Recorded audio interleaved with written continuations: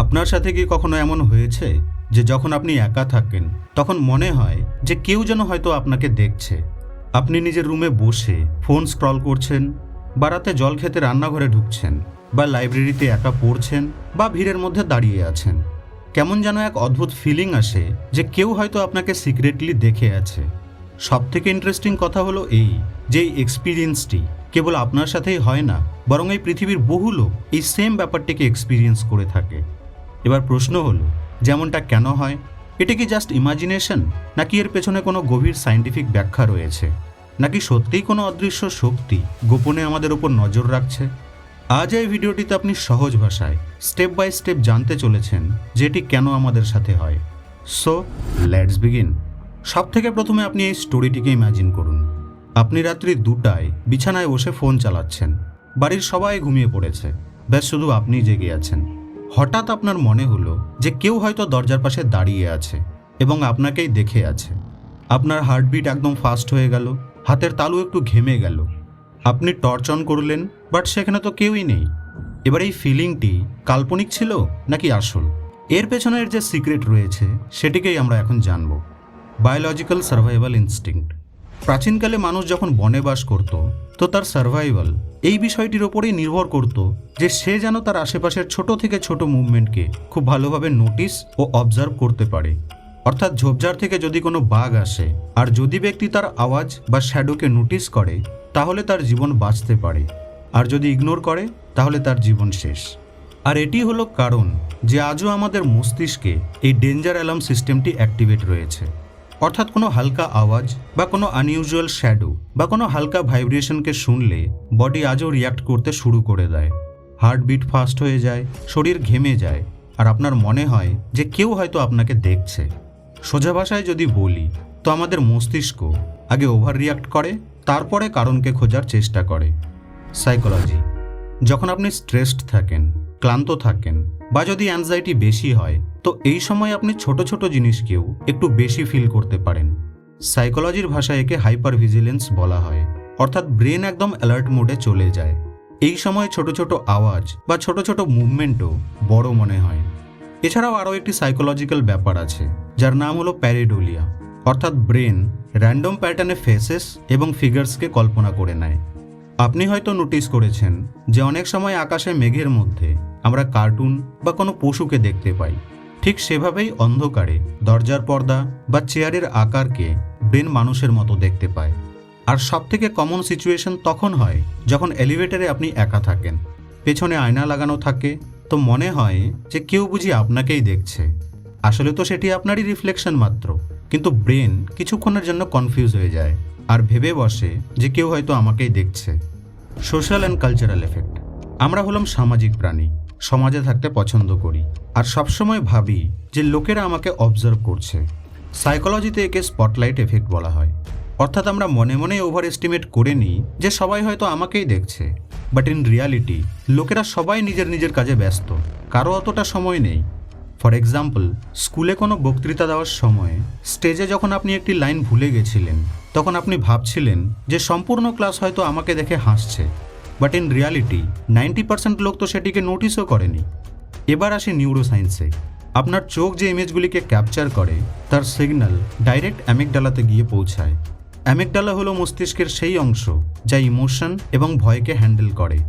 এই সিস্টেমটি এতটাই ফাস্ট যে আগে বডি রিয়াক্ট করে বসে, পরে ব্রেন ভাবে। মানে আগে আপনি ফিল করেন এবং পরে অ্যানালাইজ করেন।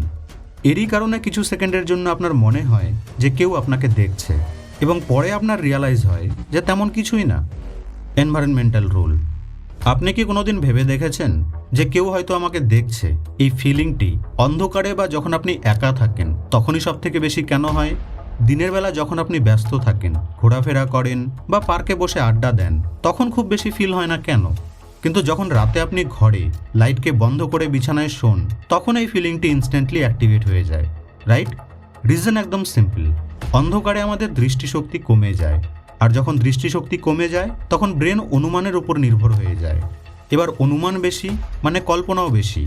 অর্থাৎ আমাদের ব্রেন নিজে নিজেই স্টোরি বানিয়ে নেয় যে হয়তো কেউ এখানে আছে। ফর এক্সাম্পল, যদি আপনি হরর মুভিজ দেখে ঘুমাতে যান, তো এবার আপনার খুব বেশি এটা মনে হবে যে কেউ আপনাকে দেখছে। কিন্তু যদি আপনি কমেডি মুভি দেখে ঘুমাতে যান তো তখন আপনি নিশ্চিন্তে ঘুমিয়ে যান। কেন?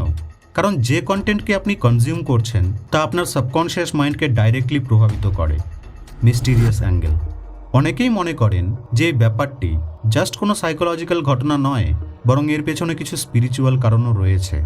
কিছু ধর্মে বলা আছে যে যখন আপনার এমন মনে হয় যে কেউ হয়তো আমাকে দেখছে, তো তার মানে কোনো অদৃশ্য শক্তি বা আত্মা আপনার আশেপাশেই রয়েছে। যদিও সায়েন্স এই কথাটিকে বিশ্বাস করে না, তবে ইন্টারেস্টিং ব্যাপার হলো এই যে ইতিহাসে অলমোস্ট প্রায় সব কালচারেই এই ফিলিংটির উল্লেখ পাওয়া যায়। এনশিয়েন্ট ইজিপশিয়ানরা মনে করতেন যে মৃত পূর্বপুরুষেরা তাদেরকে দেখে। জাপানিজ কালচারে একে ইউকাইয়ের সাথে যুক্ত পাওয়া যায়। আর ভারত আর বাংলাদেশের ব্যাপার তো আপনি জানেনই। মানে প্রতিটি সোসাইটি এই ঘটনাটিকে একটি স্পিরিচুয়াল টাচ দিয়েছে। কিন্তু এখানেই একটি টুইস্ট আছে। বিজ্ঞান বলে যে হয়তো এটিও কল্পনার একটি অংশ। কারণ যখন আপনার মনে হয় যে কেউ আপনাকে দেখছে, তো এই সময় আপনার মস্তিষ্কে একটি স্পেশাল নেটওয়ার্ক অ্যাক্টিভেট হয়ে যায়, যাকে থিওরি অফ মাইন্ড নেটওয়ার্কও বলা হয়। এই নেটওয়ার্কটি আমাদেরকে অন্যের ভাবনা এবং উদ্দেশ্যগুলির অনুমান করতে সাহায্য করে। অর্থাৎ ব্রেন সবসময় প্রেডিক্ট করতে থাকে যে সামনের ব্যক্তিটি কী ভাবছে। আর মাঝে মধ্যে যখন সামনে কেউ থাকে না, তখন ব্রেন এই সিস্টেমটি অ্যাক্টিভেট করে দেয়, যার কারণেই আপনার মনে হয় যে কেউ বুঝি আপনাকে অবজার্ভ করছে। তো চলুন একটি ছোট এক্সপেরিমেন্ট করি। চোখ বন্ধ করে ইমাজিন করুন যে আপনি একটি বড় হল ঘরে দাঁড়িয়ে আছেন। সেই বড় ঘরটি একদম ফাঁকা। এবার ইমাজিন করুন যে একজন ব্যক্তি চুপচাপ সেই ঘরটির এক কোণে বসে আছে আর আপনাকে দেখছে। জাস্ট এই কল্পনার কারণেই আপনি সামান্য একটু ইতস্তত হয়ে যাবেন। মানে আমাদের মস্তিষ্ক এতটাই পাওয়ারফুল যে বাস্তবে না ঘটা কোনো ঘটনাকে কল্পনায় ভাবা মাত্রই সেই অবস্থার আবেগ আমাদের মধ্যে তৈরি করে দেয়। আর এই জন্যেই বিং ওয়াচড নামের এই ফিলিংটি মাঝে মধ্যে এমনিতেই তৈরি হয়ে যায়। এবার প্রশ্ন হলো যে যদি এই সব প্রাকৃতিক ব্যাপার, তাহলে এর সমাধান কি? মানে যদি ঘন ঘন আপনার মনে হচ্ছে যে কেউ আপনাকে দেখছে, তো এই পরিস্থিতিতে আপনি কি করবেন? চলুন সহজ ভাষায় বোঝার চেষ্টা করি। লাইট এবং এনভায়রনমেন্ট কন্ট্রোল করুন। যদি অন্ধকারে এই ফিলিংটি বেশি আসে, তাহলে একটি ছোট লাইট ল্যাম্প বা ডিম লাইট ইউজ করুন। পজিটিভলি ডিস্ট্র্যাক্ট হন। ঘুমানোর আগে হরর এবং ডার্ক কন্টেন্টকে অ্যাভয়েড করুন। এর পরিবর্তে কমেডি, মিউজিক বা কোনো বই পড়তে পারেন। মস্তিষ্ককে লজিক্যাল প্রমাণ দিন। যখনই আপনার মনে হবে যে কেউ আপনাকে দেখছে, তো সঙ্গে সঙ্গে নিজের আশেপাশে চেক করুন। যখন আপনি বারবার প্রমাণ পাবেন যে কেউই তো নেই, তখন ব্রেন ধীরে ধীরে সেটিকেই স্বীকার করে নেয়। স্ট্রেস কম করুন। মেডিটেশন, ব্রিদিং এক্সারসাইজ বা হাঁটলেও স্ট্রেস এবং অ্যাংজাইটি কম হয়ে যায়। Mysterious closure. হয়তো এই ফিলিংটি মানুষের একটি গোপন সুপার পাওয়ার। কারণ ইতিহাসে এমন বহু ঘটনা ঘটেছে যেখানে কারো মনে হয়েছে যে কেউ তাকে দেখছে এবং পেছনে ঘুরে দেখার পর পেয়েছে যে সত্যিই কেউ ছিল। কোনো স্টকার, কোনো পশু, কোনো পাখি বা কোনো অপরিচিত ব্যক্তি। মানে আমাদের ব্রেন সবসময় ভুল হয় না। তো নেক্সট টাইম যদি আপনার মনে হয় যে কেউ আপনাকে দেখছে, তো এটিকে ইগনোর করবেন না, লজিক্যালি চেক করুন। আচ্ছা, আপনারও কি এমন মনে হয় যে কেউ আপনাকে দেখছে? কমেন্ট বক্সে আমাকে অবশ্যই জানাবেন। আপনাদের সঙ্গে আবার দেখা হবে নেক্সট ভিডিওতে।